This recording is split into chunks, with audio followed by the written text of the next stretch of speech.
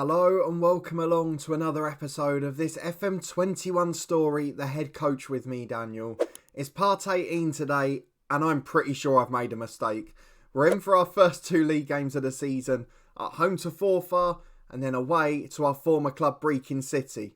And I'm not sure that we've made the right decision to leave there. Let's go and have a look at all of the things that have made me come to that decision before getting into today's two games. But firstly, a massive thank you for your support with the series and the channel so far. Please do put a big thumbs up on the video if you're enjoying it. Please subscribe down below and turn that notification bell on. We've got daily contents from our two long-term stories, this one and Bangor City, and then we've got two live streams a week as well. But there's so much frustration here at Arbroath, our second club of the series, and I'm kind of wishing we'd stayed at the first. The finances, on the better hand, are fantastic. But that's because there's no money going out. The transfer budget is completely intact. The wage budget is completely intact. And since you left me on the 13th of July, after our first cup game last time, we went 13 days, where our director of football did nothing, and then he's put in an offer for a youth player. A youth player. £65 a week, 1.5 star ability, one at a push in the positions that we can play in. And he's awful. He's worse than any of the players we had at Brechin. Why on earth are we not signing anyone? I get that Russell Ireland joined in sort of mid to late June when the chairman hired him as director of football. But he's got an assistant manager in place. He's got a scouting team in place, I think. I'm sure there's some at the club, aren't there? Let's have a look. Yeah, it was Richard Mitchell, the Englishman, and he's quite a good scout. And I'd suggest that he's a pretty good scout because if we go to the scouting centre, he's scouted loads of players and most of them have got very good ratings. What I'd like to do is see some of them at least attempted to be joining the club.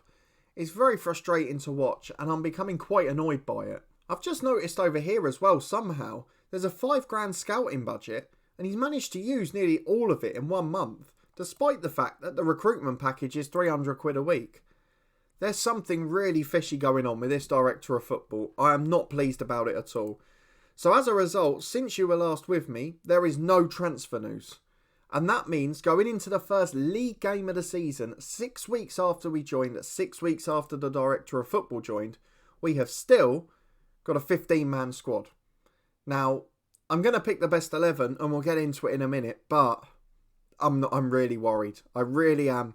I don't know that we're in good shape for the season. We're still predicted to finish 3rd. Today's opponent 7th, Brechin 10th. But I don't know. I'm really not confident. There's something that's not quite right. We did manage to get our first win in competitive action in the final game against the Highland and Lowland League side. We have managed to get the club atmosphere back on track, but it really isn't positive. After the Wraith game, we lost 1-0 to Cove Rangers, a side expected to finish below us in the table this year, and they battered us. They got the goal eventually via Mitch Megginson, who, by the way, is better than basically any of our players. We lost 4-0 at home to Aberdeen, a really hefty defeat there, and then beat Kelty Hearts 6-1. Rennie got 4, Whiten got 2, but I'm not confident still. It still hasn't done much to change my opinion. So let's just go and get into the first game against Forfar. There's not much we can talk about until we've got signings in. At the moment, it's basically the same 11 every week. We can't fill a bench, and I'm still frustrated. So let me go and pick the team, and we'll be back in a moment for our first game. I just hope we can pick up points until the signings come in, because they've got to come eventually. Even if it's deadline day in August, they have to come. This is the lineup we've gone for then. We've promoted the reserve player Jamie Andrews again, because what else can we do? And it looks like Lloyd will be the same if he joins. But it's a 4-4-2. We've still got a centre midfielder on the left wing, because we haven't got any quality. We've still got our centre mid at right mid, and our right mid at right back, because the only option is Edward Jones, who was woeful in the cup games. And I'm really not comfortable or at ease with the squad that we've got available. We've got some really good players in that team. It just needed 3 or 4 and we were in great shape. A striker, a left winger and a right back, and we look good. And the ones he's brought in haven't got first team squad statuses, so he must be planning to get more in. I just don't know why it's happening so slowly. Barhanas not quite fit, but with a week off after this game, I'm just going to risk it. Because we'll hopefully have some signings in at some point. And we need to put our best 11 out. So as a result, it is Wright in goal. Stewart covering at right back with Hamilton on the left. Tam O'Brien and Comerford at centre half. Cragen and Kirkpatrick, 2 central midfielders on the wings. Watley and Balhanas in centre midfield. And Rennie up front alongside Whiten. as we go for our classic 4-4-2. I was almost tempted to play a diamond, but they're all natural central midfielders. They don't really like the holding role or the attacking role, and with the strikers we've got, we need crosses. So I'm sticking with this. It's what we're going to go for now, and if it goes wrong, we'll come up with something else. Into the first game of the season, Arbroath v Forfar in Scottish League 1. And is the indication we've made a mistake going to be realised in the first 90 minutes of the season? Let's go and find out. Another sad looking bench then against another side who remarkably are able to name 18 players. So let's just pump the fist. We're going to get them to go out there and prove a point. Absolutely no reaction again. It is really quite disturbing. But into the first half we go. Arbroath host Forfar, and we'll be hoping that the strong 11 we've got out there can get the job done over the line, because if not, we've got nothing really to replace them with. As Kirkpatrick comes down the left early on. Not a natural winger, but he starts well there. Good ball into Rennie, and it was almost a perfect start. 15 seconds he hits the woodwork, and it remains 0-0, but that's a really promising sign. And we've got a free kick on the right again with Cragen. A dangerous position, delivers, and it's cleared as far as the edge of the box. And now Hill comes forward, and there's no real pressure. There's no one back defending, and Watson gets it wide to Antoniazzi. He's got time on the ball, and he absolutely skins the fullback as Hamilton tries to get back to him. Watson delivers, Muir heads up, and it's 1-0 to Forfar. And a 15-man squad isn't enough as it happens at this level. 10 minutes on the clock, Forfar leads, and it's nothing beyond what we expected. I am really going to regret joining Arbroath. I can tell it already, because no director of football signings and no fight in the players. They might be better on paper, but the togetherness at Brechin is something that won't be topped. I know we lost our first 3 or 4 games there, but we had a squad and we had something to build on. Whereas the boys who come in the next 3 or 4 weeks, if they do come in that is, they're going to have to work on the tactic first. It's going to take 8 to 10 games before we're anywhere near decent. But these 11 just need to scrape us results. And here comes Whiten down the left. He nicks it high up, gets into the box, and his shot is tame, is poor, and it's straight at the keeper. 25 gone, and Forfar will be absolutely delighted. And we're defending a set piece yet again. It's been kryptonite for us so far, as Comerford heads away as far as Barhanas on the left.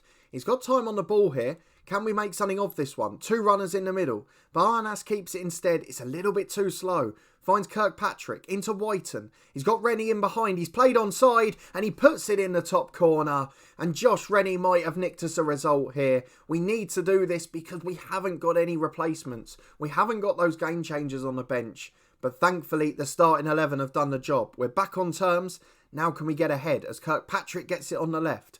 Looks like it's given us a little boost of confidence. Hamilton finds Kirkpatrick again. He goes over the top towards Whiten, brings it down above the centre half, and his shot's poor again.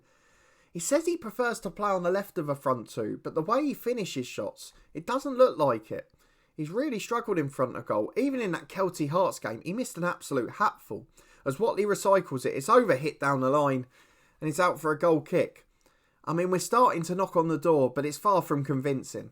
And into stoppage time, 2 minutes added on, and we've lost the ball on our left-hand side. It's been sent back to the Forfar keeper. He clears long downfield, and the centre halves have disappeared.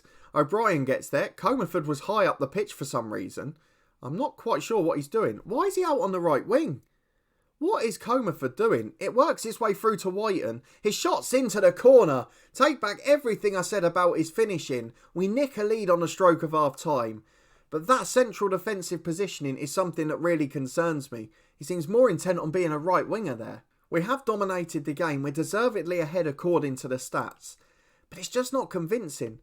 I had been trying with Comerford. He's got a rating in the 7s to play him as a covering defender. And I'd expect him to be sitting on the shoulder to defend. But he was trying to push up, which is really bizarre. Into the second half we go. We hold a very slender advantage. And if we can hold on, it helps us out for a week. I'm not looking forward to breaking away though. I think their attack will terrorise us. As Antoniazzi gets in again, Forfar are doing the same at the moment. Porter finds Wedderburn. Antoniazzi up to Thompson. Time on the ball 25 yards out. Through ball again. And it's 2-2. The defence completely parts. Comerford is not playing like a centre half here. I don't get how his rating's so good. I'm just going to put him on a defensive duty. But I have never seen someone drift from central defence so much. There are 25 minutes remaining and we need to make a substitution because that man Barhanas is knackered. I'm going to put Cragen in the playmaker role. I'm going to put Stewart at right midfield, his best position, and Edward Jones on at right back. I feel it's the best thing to do at this point. I am really worried at centre-half. I'm very worried defensively. And I'm worried I can't name a full substitutes bench. But that's part of the problem here, isn't it? We've got to be patient. We've got to see. But if we get to the 31st of August and this isn't solved, it's going to be a long old year. We're going to make another change. Ironically, Craigan looks nervous. And he's one of the most experienced players in the squad. Stewart's not natural at it, but he can play well in central midfield. He's a good passer of the ball. So let's bring on the experienced head of Callum Higginbottom. I think he'll be able to do a job for us out there. 15 minutes to go. We've still been a better side, but Forfar are creating, and when they do, they look like scoring. Comerford heads away, not as far as Rennie though, and it's brought back down by Muirhead on the left for the visitors. Back to Sonkor. He goes back inside to White, the centre-half. They're keeping it Forfar, and they're beating the press quite comfortably.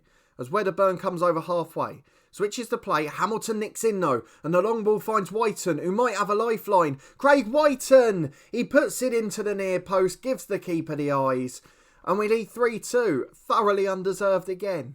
12 minutes on the clock, and we could really do with pulling away here. If we could get a 2-goal lead, I'll be happy. As Stewart slides Rennie in, it could be coming. The centre-half makes a good challenge, and it falls for the keeper.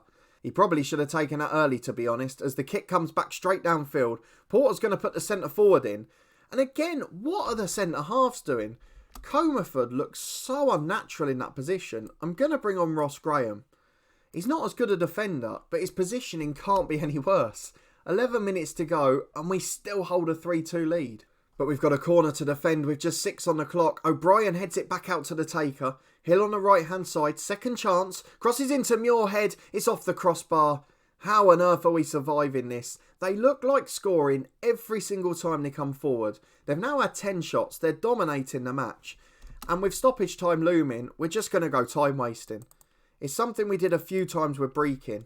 But I don't know what else to say here. We've got to try and get the 3 points by any means. And once we get a bit of help in this squad, hopefully we'll be alright.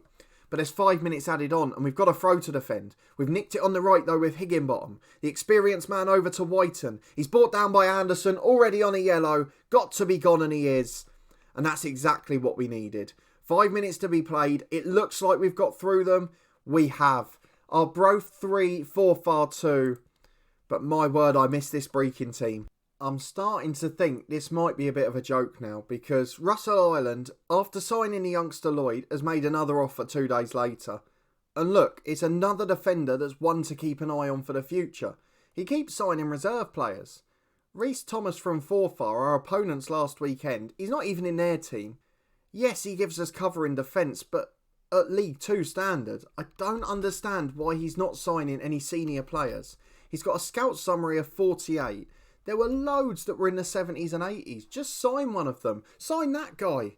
Sign that guy that Richard Mitchell was suggesting. I just don't understand it. But there we go. We'll be back in a day for Brechin. This is probably the moment then when we find out if we've really made a mistake. Brechin drew their first game against Montrose away from home. I don't know if they've been signing any more players. We know Pat likes to do his work late in the window normally. But he has brought in good players on loan from Kilmarnock and on loan from Queen's Park. So to be fair, he looks like he's up to his old tricks there. We've had a few mind games from the manager in the media, but we're going to try and avoid that. We've got Alfie Lloyd, who we can at least add to the bench. He's not going to be much use, but there you go. At least he's there and he gets the experience. In terms of the squad though, I'm going to go for the same 11 that started last week. It is our best 11 on paper, so that's what we have to go with. Comerford is going to stay as a central defender on defend, because the cover thing wasn't working at all. And we'll go and get into it. We're going to try and be positive. We're going to try and get on the front foot. And we're going to need Craig Whiten or Josh Rennie to save the day again. Into it we go. What do you think the score will be? And how many familiar names will we see? Well, bar the goalkeeper, we know that whole 11 very well. We know most of the bench pretty well too. It's full, which is more than could be said about ours. Woodcock at right back's a concern for me. I feel like we could get in behind him perhaps, if we had a left winger that was. And Dingwall's in midfield by the looks of it. I'm not quite sure what tactic they're going for, but I'm going to get the lads to pick up where they left off. It was a win, nonetheless, in the end of the last game. So let's see if we can do it again here. We know Brechin's threat behind. We know how good Rose and Malley are.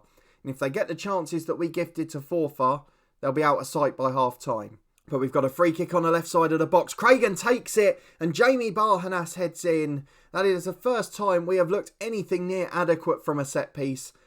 And hopefully at the other end we might have shored that up as well. But a really good start. Airdrie beating Inverness, who are supposed to be the title rivals. Not that we can worry about that at the minute. As Hamilton goes over the top down the left. Whiten gets in, Banner intercepts, and the new keeper clears long for the hosts. As Hamilton goes down the wing to Whiten, he's beaten to it and it goes through to the keeper. But so far it's looked really good for Arbroath. Maybe the tactic suits the road better. Although over the top, look how easy that is. James Rose down, he's going to score. Oh, he's missed. James Rose doesn't normally miss them. But how have we been beaten so easily by a goal kick? I mean, Comerford's supposed to be quick if nothing else. As Hamilton throws in on the left to Kirkpatrick. Woodcock nicks the ball and Rose gets there. He's going to beat O'Brien as well. And now he's got Comerford against him. He goes down the right hand side. Inside to Gould. Nicked by the midfielder, but it's won back again. Dingwall over the top. Malley's there. Blocked as far as Stewart and now Barhanas. Downfield towards Rennie. Sturrock heads away.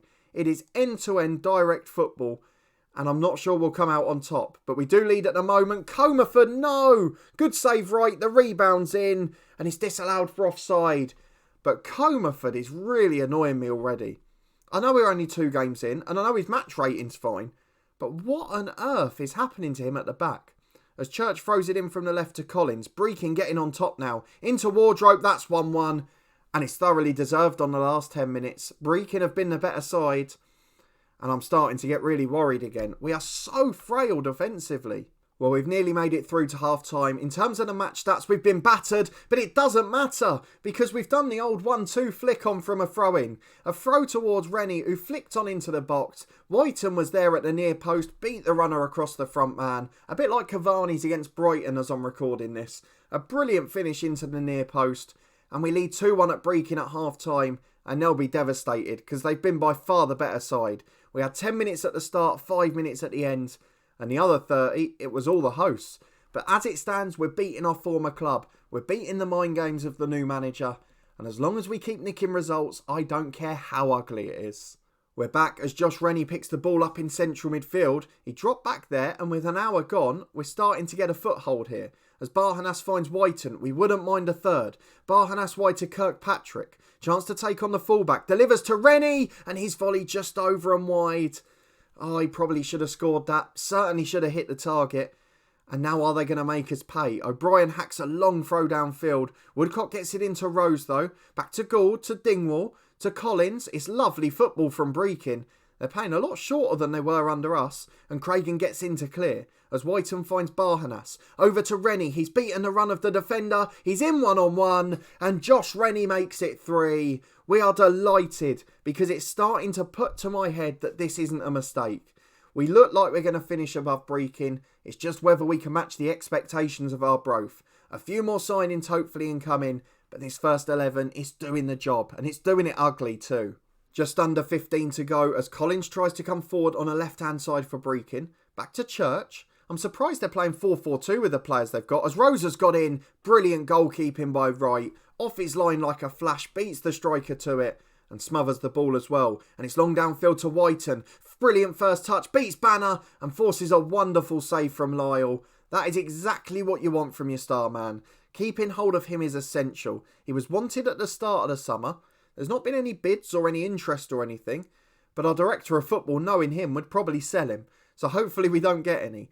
As Inverness have equalised, Rose comes down the left for Brechin. They're trying to create a grandstand finish here, but Watley is having none of it. Great tackle, and with 10 to go, we can make some subs. I'm going to replace Kirkpatrick with Higginbottom just to try and give a bit of a rest to him out there. It's not a natural position.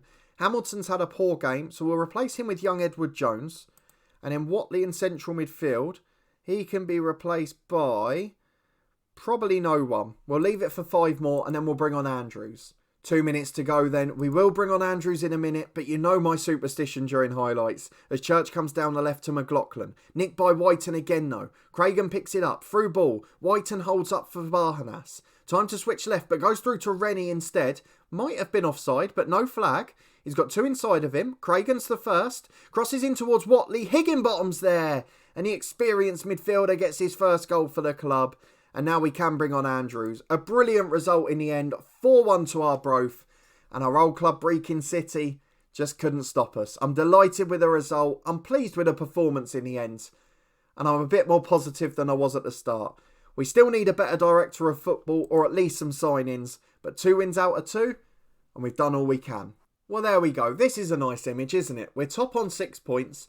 I know Queen of the South can catch us if they get their win. Inverness the favourites on 0 points after 2 games. That's not quite as expected. They're the only professional side in the division, I think, and they've still got a very good side. Kevin Thompson, the former Rangers and Hibs man, in charge, but it's not a good start for them. So I think because of the circumstances, we're going to have to come back on transfer deadline day. We've got to see if there's any additions to this squad. I'm hoping it'll be a hectic one, because we've got 17 players, 2 are promoted from the youth team and 2 are goalkeepers. So it doesn't bode well if we don't add any more. But we have won our 2 games. The problem comes now, we're starting to get the midweek ones in a cup, and can we play 2 games a week with this squad? I don't know. I think we're just going to sacrifice the Trust Trophy. We're going to lose it, we're going to rest all 6, and we're going to make sure that we're fit for Montrose. So we will be back for transfer deadline day, followed by East Fife at home. If you're looking forward to all of that and you did enjoy this episode, a reunion with Brechin of sorts, please do put a thumbs up on the video. Subscribe down below for daily content from this story and our Bangor City one too. And we'll be back for transfer deadline day in 2 days' time. It better be a busy one. Please do turn the notification bell on to get alerts for 2 weekly live streams as well. And you can check out all the content in our podcast channel in the eye above. And that's growing really quickly too. So thank you so much for your support with this one, for watching as always and sharing my pain. And I'll see you next time for transfer deadline day. And I'm really hoping it will be busy.